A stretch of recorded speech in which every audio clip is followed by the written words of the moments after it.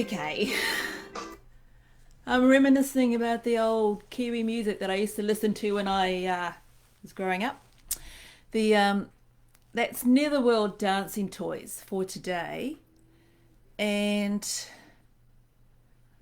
wow, okay, I didn't realize, is that the main singer's name, Malcolm Black? Because my partner is Malcolm Black, but he is Australian. Um, so that's a bit of a spooky coincidence. Anyway, how are we?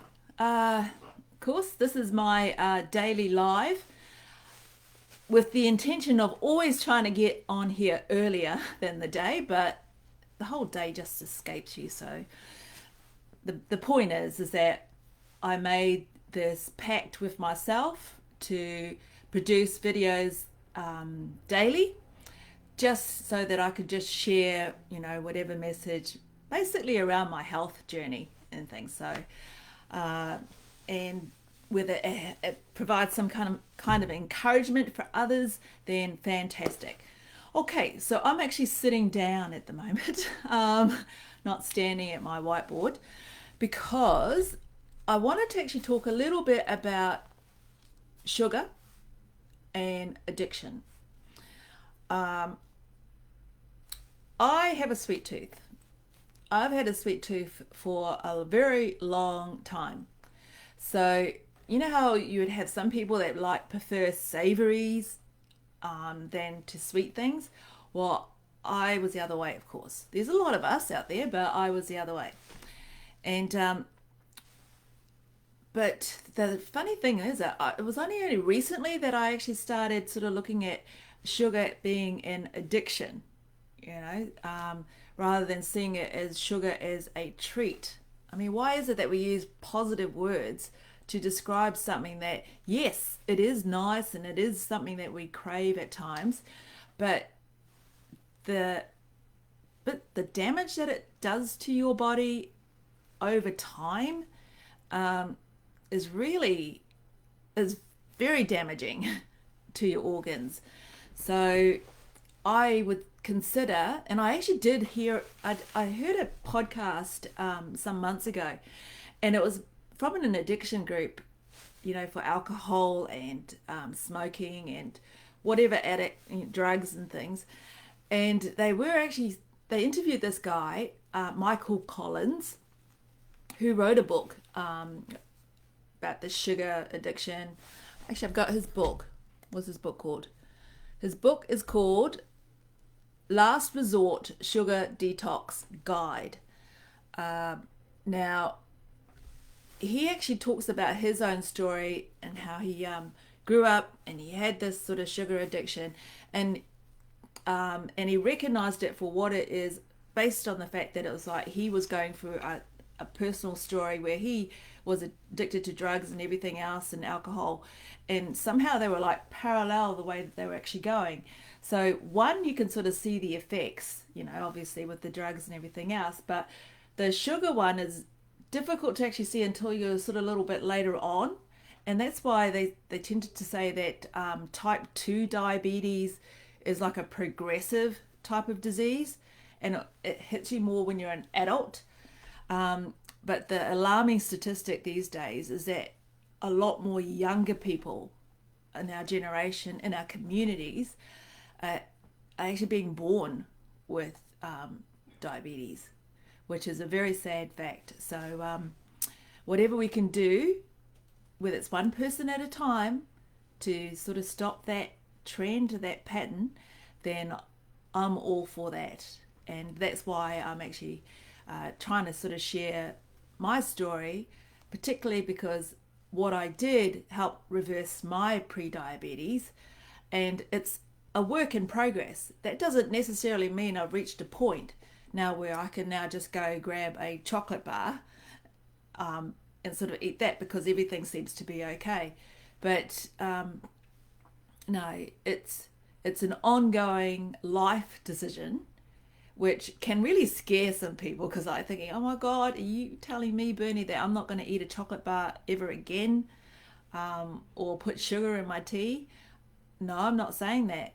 I'm just saying that what I actually did was cut back a lot on the added sugar, which was which is in carbs, sugar and carbs, which carbs like flour and things. Because if you actually look at the back of any of those boxes, and you read the nutritional labels, look at the carbohydrates and look at the sugar levels. Now, sugar is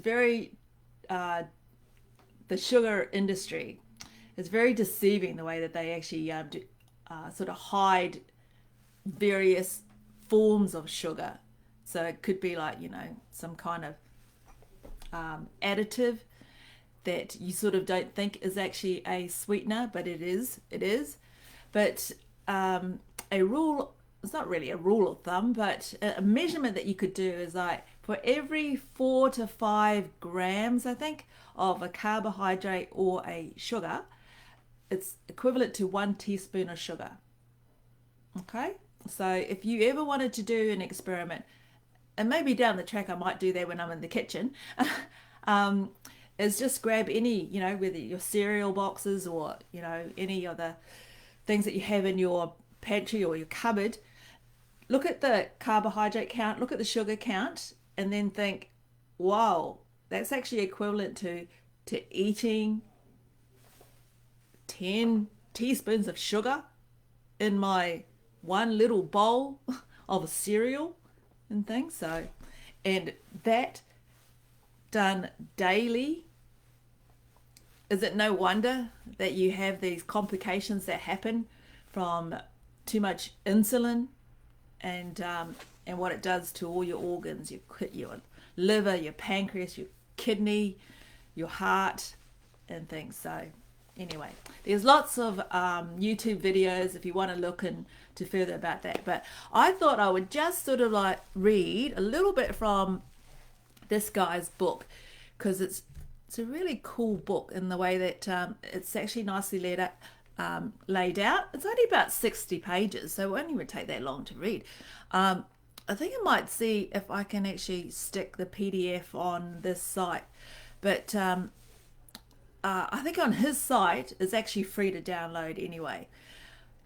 But I'll put a picture of the actual cover so you've got a reference. Anyway, so it talks about, here are the most common lies that sugar addicts tell themselves. Eating sugar will make me feel better. This is the last time. Since I can hide it from other people, it's not really a big deal. As long as I only binge eat on the weekends, it's not out of control. Hey, I just did XYZ. I deserve to celebrate. Or I'll start that diet exercise program tomorrow. Hey, what about I'll exercise for 2 hours to compensate for the box of donuts I just ate? Confession, I was very much a calorie counter, calorie in, calorie out type of person. And so I would sometimes sort of like, exercise a bit more, thinking that it's like, oh, I could eat that particular, chocolate biscuit because I'm actually exercising more. But that's not how it works. It's not how it works. What's another thing that's a common lie? I'm only lovable at a certain weight. Nobody loves me. I'm completely unlovable. If I can't have a perfect relationship with food, then it's not worth even trying. Since I don't eat sugar all the time, it isn't really that bad, is it? I just need to have stronger willpower. Or something is very wrong with me. I'm a failure. I have a successful career, so this means that I don't have a real problem. So it's got a bit of a quiz there about to test whether you are a sugar addict as well. But here's some things about the long-term risks of sugar addiction. And I think this is where we could probably relate, whether it's not ourselves personally, but maybe people that we know that have high blood pressure, high cholesterol, heart disease, type 2 diabetes, gallbladder disease, sleep apnea or insomnia, edema, kidney disease, degenerative arthritis, infertility, some types of cancer, irritable bowel syndrome, and fibromyalgia. I don't know. I think that's how you say it. But what he basically says here, the good news is that the sooner that you get help, then the better that your chances of recovery are, and things. So, like I said, it's a very easy to read type of book, and he just goes through the whole things about the myths and how as sugar addicts we tend to we beat ourselves up when things don't work, and we call ourselves maybe names and things, and really put ourselves down, and it's just a matter of like working it. It's not you, sugar and what we put into it, what the food companies have done into their processed food, and the way we've sort of started to consume that over a number of years has affected the way we feel and things. So it's a real chemical response that your body has actually done to those years of the addictive sugar. I just wanted to just come on here, say a little bit about the sugar as an addiction, recognizing it as an addiction, and that it's totally understandable if it is very difficult to actually give up. I'm not going to say that I could give up just like that. I used to come over to Australia from New Zealand with half a suitcase full of chocolate biscuits from New Zealand and lollies and things. And I like to say that they took a while in the cupboard to last, but no, we used to have like a couple, maybe 3 packets in the fridge that are sort of opened up, and you just can't help yourself. When you open up the fridge, you have a biscuit or biscuits and things.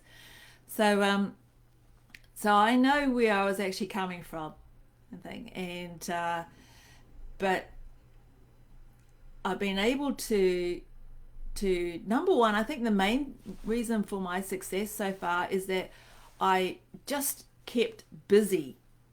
I just kept busy and just started changing a few things in my in the way that I was actually living my day, which meant that I didn't have to go down to the kitchen, and linger around and hang around in the kitchen, and things. So when I started changing that and filling up my day with other things, then you actually end up sort of the whole day goes past and you go to sleep and you think, okay, you successfully managed that day thing. And each day builds onto the next, and you just get a little bit stronger and stronger about it. But of course, I still have, I like baking. I always used to bake. So I would still bake, like the low carb version of a dessert. And I've probably like disciplined myself. So it's not just eating, 1, 2, 3, 4 muffins or whatever, or biscuits that I'm actually baking, but just one. Just one. But it did take time. So I'm with you. For all those who are actually thinking about whether they should do anything, or sort of wondering, there she is again. She's constantly posting things about her exercise and how much weight she's lost, and it's like, well, if you got a story to tell, why not share it?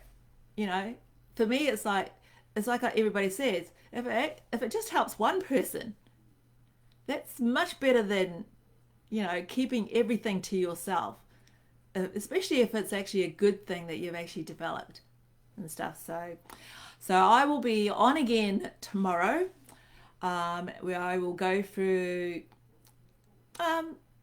basically a few other things, about my journey, my health journey, which is continuous. I still do it, Um, and yeah, I'll actually start posting up probably a few meals onto this site that I cook for the family, that I've found easy to not only shop for, it's well within budget. Tell You're looking at somebody who doesn't go out and actually just get top shelf stuff, or spend a lot on that one. I really am quite a thrifty shopper, I think. And so I'll sort of share some meal ideas.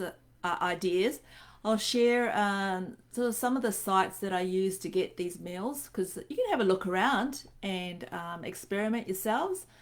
And I'm not going to say to you that you go into your cupboard and completely like take everything out and replace it with all the good stuff. No, no. I just did it gradually. And you do find that you don't actually go out and do big grocery shopping anyway. What you're actually doing is more like you're not adding things to your plate. It's more like just removing things from your plate that that haven't actually been good for you and things. So for me, taking what I took out from my plate, here, get it right, from my plate was starches. I made that decision where I just removed potato, rice, pasta. I was never really into those things, but so it was easy for me to actually remove those and just have the vegetables,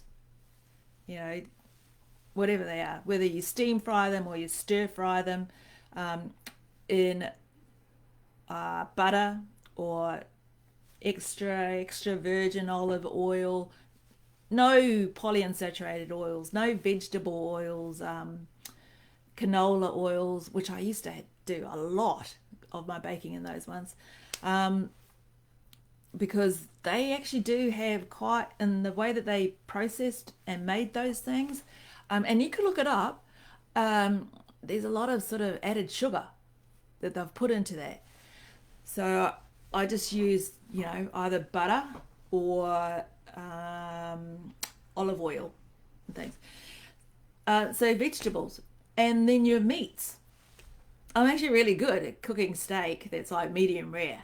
I would have to say pork, my favorite. It's actually my family's favorite. That's one of the best dishes that I can do, and I can do this fantastic chili, keto style of hot sauce that goes with it, and have it with cauliflower rice. Cauliflower is basically just grated up. I did have a food processor, but I don't know. I don't think I had the actual grater version. So I just get my boys to just grate up cauliflower, and then I just throw that onto a fry pan and stir it all up. Cover it with the lid sometimes, and then it's just like rice. Very tasty. Season it all up. I'm a great seasoner of food, and so I'll share a few more things about the actual foods that I eat. And apart from that, I think I've probably talked for a while, so I'll leave it at that. But I just wanted to just cover that whole sort of the sugar addiction, and that you're not alone if you're thinking it's like, wow, this is really hard. And it is hard because of the sort of like the way your body actually does respond to the chemical stuff that those food companies have been putting into their foods. Okay, so I'll catch you guys tomorrow. Have a nice evening. We're going into the weekend. It is Friday over here, but we're going into the weekend, and for those guys who are going to have a nice relaxing weekend, enjoy. No, thanks. And I hope to actually sort of catch you maybe on one of my pages or my group that's linked to this. All right. Bye bye.